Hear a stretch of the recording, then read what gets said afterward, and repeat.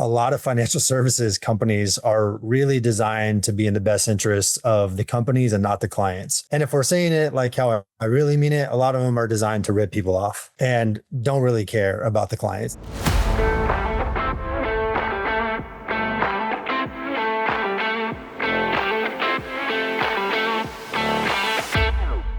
Hello, EO Tampa Bay. Welcome to another episode of In the EO Tampa Bay Boardroom. I'm so thrilled to be joined today by Chris Girbés, who has been a member, 3 years now? 4 years?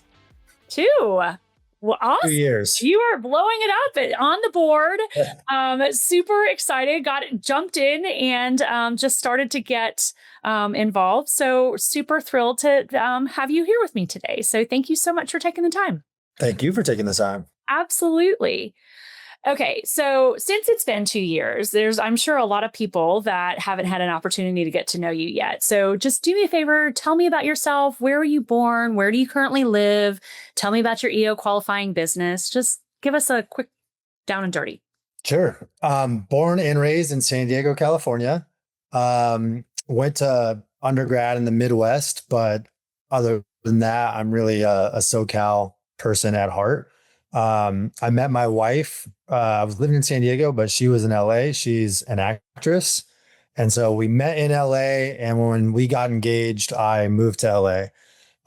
I always say this joke, it's probably getting old for some people, but when you're born and raised in San Diego, you're raised to hate Los Angeles. And so my whole life, I told myself, I'll never live in Los Angeles, California. I hate that place. So I met my wife and I moved to LA. And the first argument real argument, this is not made up, this is a true story.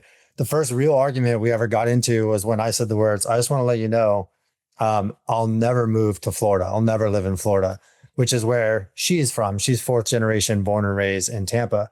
And it wasn't because I hate Florida. It was simply because I had been around outside of SoCal for a while. I had made it back and I just never wanted to leave again. So I said, I'll never live in LA. I moved to LA for her. I said, I'll never live in Florida. I now live in Tampa, basically for her. And so I'll never say I'll never live anywhere ever again because, we know what happens there. But we met in LA, and within a very short period of time, I moved to LA, got engaged, and started my business. And I call it a practice at the time. It was a wealth management practice. I was a solo advisor, hung my own shingles, so to speak, in Santa Monica, California. I started with no clients and no assets. I'd been in the business for a while and actually done every role in the industry, it felt like, except for go out and get my own clients. So I started it in 2015. And my wife, had a very successful film and TV career, and we were living the LA life and having a good time. My business grew. I was fortunate enough to, I was 33 years old and I started the business. So I wasn't going out and getting a bunch of people with like millions of dollars of assets to manage. The people who were attracted to me were about my age and they were business owners, but they were ambitious, young, ambitious business owners. And accumulated a lot of those types of clients, became best friends with them, really just got into entrepreneurship and surrounded myself with entrepreneurship. And some of those small businesses turned into 9-figure businesses. And they, those clients allowed me to grow with them and eventually made my way into the, ultra high net worth space, so to speak. So COVID hit. My wife we had our first baby. We now have a 5-year-old and a 2-year-old, Pierce and Xander. And so we had our baby, and Alexis really wanted to move back home and live near her mom. So again, she's 4th generation, born and raised in Tampa. Her mom lived in South Tampa. So we now live in South Tampa, just about 4 minutes from her mom. My kids are living my wife's childhood over again. They went to the same Montessori school she went to. She went to Berkeley K through 12. The older one's at Berkeley now. So it's like copy and paste on her childhood. That's what my kids are doing. And I don't know. My wife and I are this year's our 10-year wedding anniversary. And I'll stop there for fear of being too long-winded, but that's kind of the gist. My firm now, actually, I'll tell a little bit more about the business. We now have about $500 million of assets under management, advised on much more than that because many of our clients have illiquid business assets because many of them are, business owners that haven't sold yet or had liquidity events. And we have a team of 10 people. Our 10 people are in 5 different states. We have no physical offices. We're 100% virtual. And average age of our client is 40, which is, I think, a little bit abnormal for most wealth management firms. And we really emphasize life planning. So we have a full-time life strategist on staff. We think that financial planning really just misses the mark if you don't do life planning first. And so I'd say that's another thing that differentiates us. And we're growing. We're in hyper growth mode and having a good time, but fully virtual. So I will stop there. Nice. No, and congratulations on 10 years of the practice now. What do you call it now? You said it originally was a Now I call it a company, a business. Absolutely. Back then it was a Absolutely. practice. I love it. I love it. All right. Yeah. So what made you join EO? So I'm a people person, and I grew up playing team sports my entire life, all the way through college, and I just always gotten energy from being around people. Well, my company now 100% virtual. I'm the only one on the East Coast, and that's a problem for me. So I really wanted to. We moved to Tampa just shy of 4 years ago, and so I really wanted to meet like-minded people, and I wanted friends and community. And I mean, my thought was build a community of like-minded people. So entrepreneurs makes a lot of sense to me.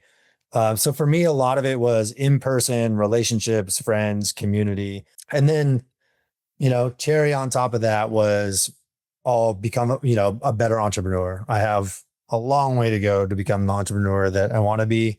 And so surrounding myself with people that I could learn from, of course, was also added benefit. But my true real reason in the beginning was for community, and specifically local in-person community. Okay. I love that. So sticking with the entrepreneur, mindset, tell me about a book that's had an impact on you. There's a book called this is the book that comes to mind. There's only one book that comes to mind, and it's called A Random Walk Down Wall Street. It's by a Princeton professor named Burton Malkiel. And what the book really did, it's a bit technical, but what it really did to me and this is when I was about 29 years old, is it really shined a light on the fact that a lot of financial services companies are really designed to be in the best interest of the companies and not the clients. And if we're saying it like how I really mean it, a lot of them are designed to rip people off and don't really care about the clients. Now, I didn't really know that, like, oh my goodness, like these massive financial institutions are doing this to people. And of course, now as a 44-year-old person, I know now, like, oh, this stuff happens all over the place across all industries and whatnot. But at the time, it like was really impactful to me.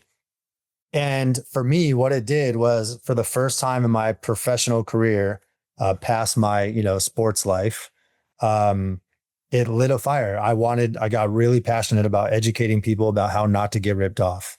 And that fire really hasn't stopped burning. 12 years later, here I am, eventually with my own firm and still really trying to, help people not get ripped off. Yeah. Not a lot's changed on that front, but that book, like up until then, I had done some investment banking. I had a kind of a quarter life crisis. I wasn't passionate about anything professionally. And that book changed that for me. So incredible how we have, the way that we see things after we, see them from a different perspective. So thank you. All right. Mhm. Last question. If you've ever had dinner with me, I love this one. So we're sitting here 1 year from today, fall of 2026. What is one thing you are celebrating? Or it could be more than one thing, but what are we celebrating? How about that? I've made some big moves in the business, specifically with bringing on a couple of new partners. And I made these moves very recently, like within the past month. So very new.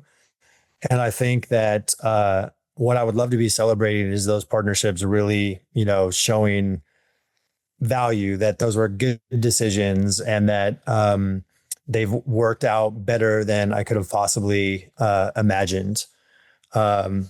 And if they don't, we have buyback provisions in place. But yes, that's what I would love to be celebrating a year from now, and I'm really confident and feeling good that we will be.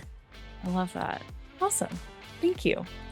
Well, thanks so much for joining me today. Really appreciate you sharing. Loved getting to know about you and your family and your business more. So super excited about this upcoming EO year ahead. Glad that you'll be doing it with us. And thanks again. Thank you very much.